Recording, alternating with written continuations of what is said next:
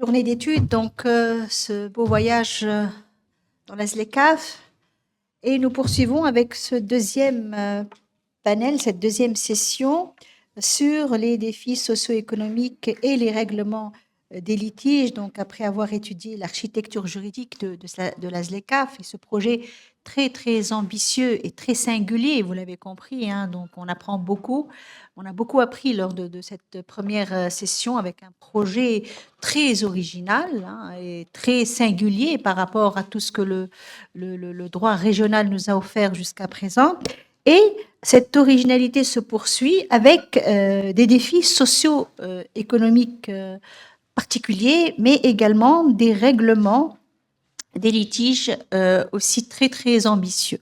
Alors, pour ce faire, donc, nous avons deux interventions, donc de Madame Fetiha Sehli et de Madame Lim Ben Khalifa, la professeure Lim Ben Khalifa. Sans plus tarder, nous passons à l'intervention de votre collègue, donc Madame Asma El-Fourkeni, donc qui va intervenir suite au désistement de Madame Fetiha Sehli, qui n'a pas pu être là aujourd'hui suite au décès du professeur Ouazeni, donc au Maroc, donc un professeur qui est ami de la faculté tunisienne, de l'université tunisienne. Donc nous présentons à l'université marocaine toutes nos condoléances. Et sans plus tarder, donc nous passons à Madame Asma El-Fourkeni, donc qui va justement traiter d'une question ô combien fondamentale lorsqu'on parle justement de l'Afrique, c'est les défis sociaux. Alors, l'intervention porte sur la ZLECAf à l'épreuve de la dette et les défis sociaux, enjeux pour une intégration économique inclusive, en Afrique. Alors, on attend notre collègue. Bonjour. Bonjour à toutes et à tous. Bonjour.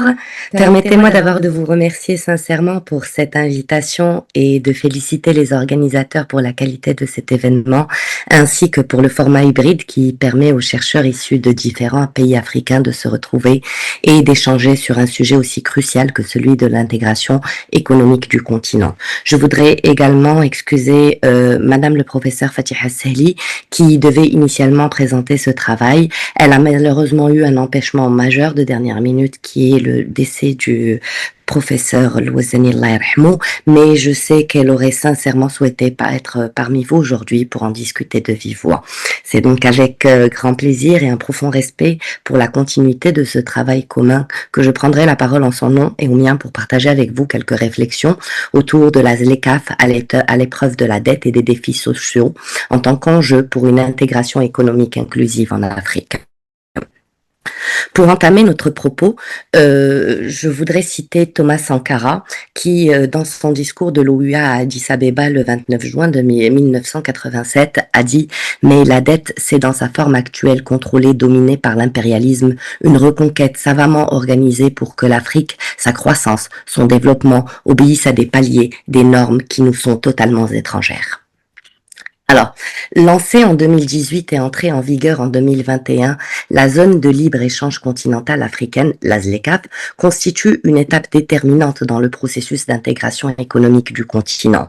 En visant la création d'un marché commun de plus d'1 milliard d'habitants, elle ambitionne de stimuler le commerce intra-africain, de favoriser la transformation locale des ressources et de renforcer la souveraineté économique de l'Afrique. Cependant, cette dynamique d'intégration se heurte à deux contraintes majeures. Le poids persistant de la dette extérieure d'une part et la persistance des déséquilibres sociaux d'autre part. Ces facteurs, hérités d'une histoire coloniale et d'un ordre économique mondial inégalitaire, limitent la capacité des États africains à promouvoir un développement tant inclusif que durable.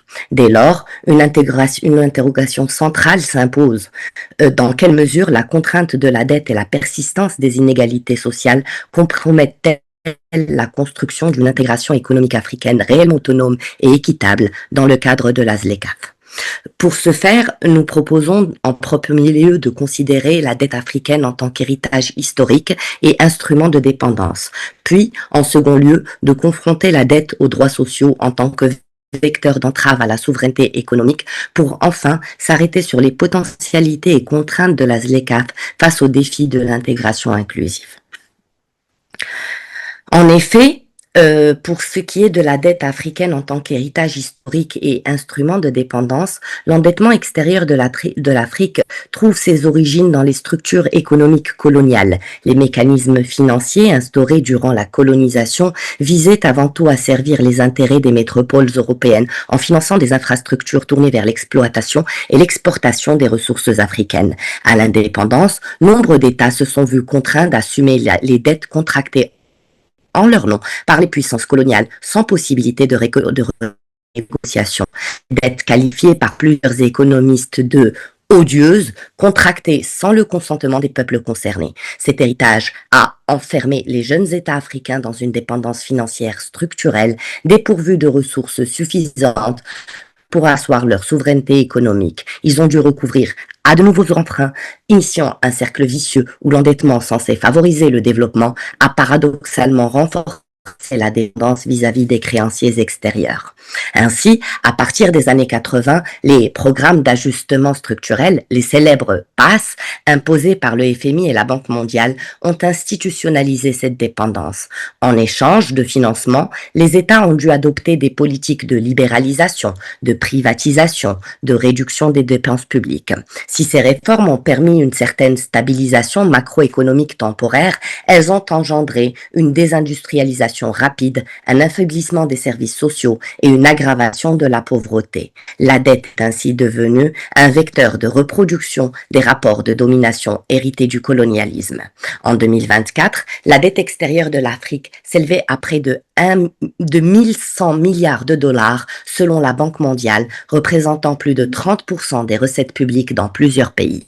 Cette situation limite les capacités budgétaires des États à investir dans l'éducation, la santé ou encore les infrastructures, secteurs pourtant essentiels à la réussite de la ZLECAf.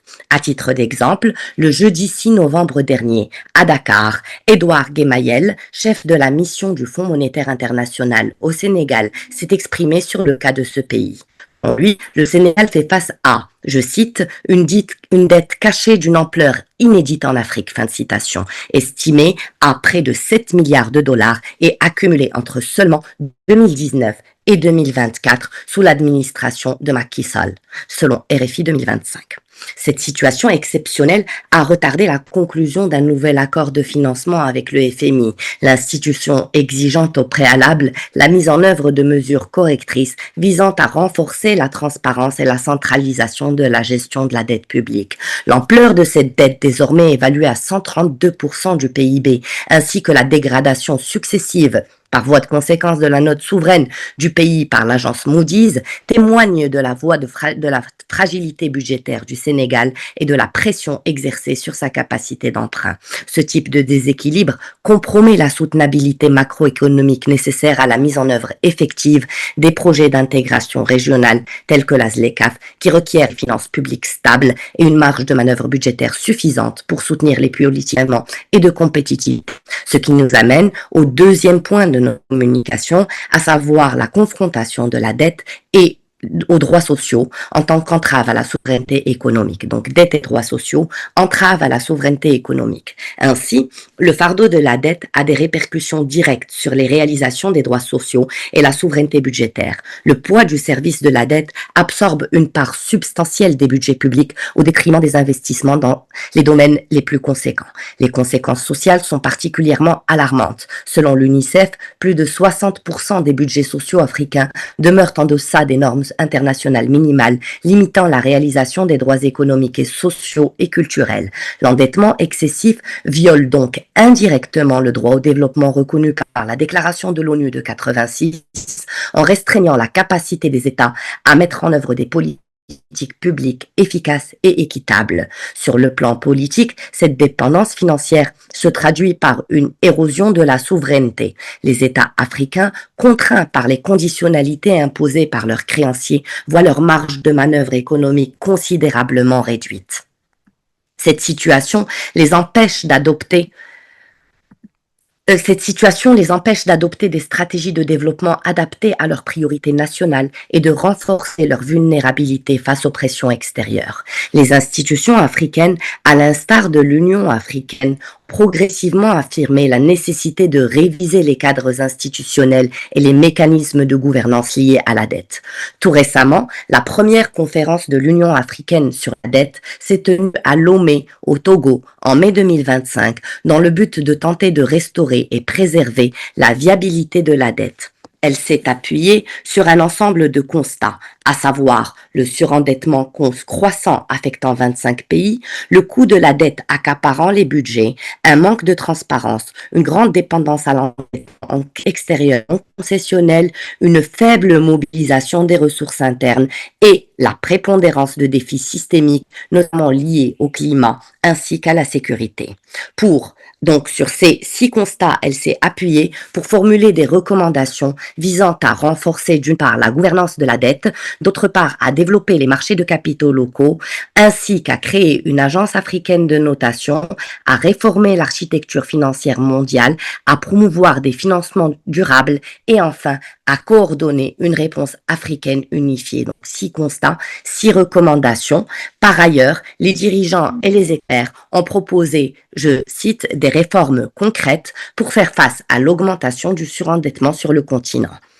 Alors que plusieurs pays africains sont confrontés à des difficultés économiques et que des mécanismes mondiaux obsolètes ralentissent l'allègement de la dette, l'Union africaine propose de nouvelles solutions, de la participation de créanciers au lancement d'une agence de notation panafricaine pour s'assurer que la dette soutient les objectifs de développement de l'Afrique plutôt qu'elle ne les entrave. Dans son rapport, intitulé Le développement économique de l'Afrique, dynamique de la dette et financement du développement en Afrique, partant de ce constat selon lequel, je cite, l'Afrique a vu une croissance rapide de sa dette extérieure, le stock moyen de la dette extérieure pour la période 2011-2013 est estimé à 44 milliards de dollars, soit environ 22% du revenu national brut RNB. Le recours à des prêts moins concessionnels, entre parenthèses taux élevés, échéances plus courtes, a augmenté de surcroît les risques pour la viabilité de la dette. À partir de ce constat, le rapport révèle que plusieurs pays sont exposés à des risques élevés de surendettement. Il recommande à travers ses conclusions de diversifier les sources de financement au-delà de la dette étrangère, notamment en mobilisant les ressources intérieures, la mise en place de cadres de gestion de la dette efficaces avec une meilleure transparence suivie de risques de capacité nationale renforcée pour la gestion de la dette, l'utilisation prudente de partenariats publics-privés PPP, car ces options, possibles par ailleurs, risquent de masquer les obligations implicites et enfin, la lutte contre les flux financiers illicites qui drainent des ressources importantes hors du continent. L'Afrique aurait ainsi perdu jusqu'à 50 milliards de dollars par an via ces flux. Ce qui nous amène au 3e point de notre communication, à savoir la ZLECAf face aux défis de l'intégration inclusive, potentialités et contraintes. Dans ce contexte de vulnérabilité financière et sociale, la ZLECAf apparaît comme un instrument de transformation structurelle du continent, en favorisant la libération des échanges intra-africains et le développement des chaînes de valeur régionales. Elle peut contribuer à réduire la dépendance vis-à-vis des marchés extérieurs et à renforcer la résilience des économies africaines. Toutefois, la réussite de ce projet suppose une maîtrise préalable de la dette et un engagement fort en faveur de la justice sociale. À défaut, l'intégration économique risque de creuser les disparités entre les pays industrialisés et les économies plus fragiles. Pour que la ZLECAf devienne un moteur d'inclusion, elle doit s'accompagner de réformes structurelles de la gouvernance africaine, notamment la mutualisation partielle de la dette et la mise en place de mécanismes africains de restructuration, le renforcement des institutions financières internationales comme la Banque africaine de développement ou encore le Fonds monétaire africain, etc., la lutte contre l'évasion fiscale et les flux financiers illicites et enfin un investissement massif dans le capital humain et la protection sociale. Ainsi réorientée, la ZLECAf pourrait constituer un levier de souveraineté collective fondé sur la solidarité, la redistribution et la justice économique.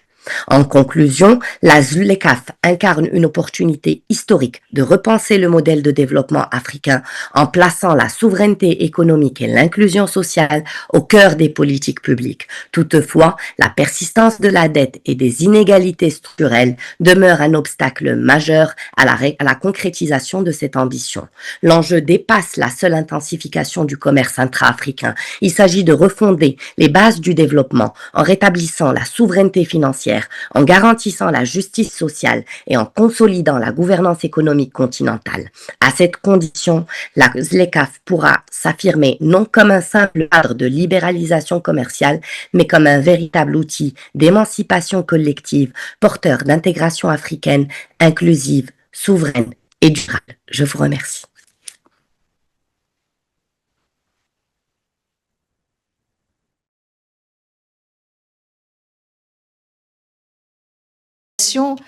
Où donc vous avez mis en exergue les contraintes de la dette pour les pays africains. Vous nous avez brillamment exposé donc les origines, les conséquences de la dette sur les économies africaines. Vous parlez d'érosion de la souveraineté économique, là aussi très intéressant. Vous avez cité l'énormité de la dette africaine, des chiffres en confondre les zéros tellement les dettes et les chiffres sont énormes, mais en même temps, et c'est ce qui est intéressant, vous avez confronté justement la dette avec les défis sociaux qui frappent justement le continent, et vous avez essayé dans la troisième partie, qui est une sorte de conclusion, à travers l'exposé de la vulnérabilité, je reprends vos termes, financière et sociale. Donc, vous voyez en la ZLECAf donc une résilience, là aussi, je reprends un de vos termes qui est très pertinent, une résilience africaine pour plus de justice sociale, vous nous dites. Donc, espérons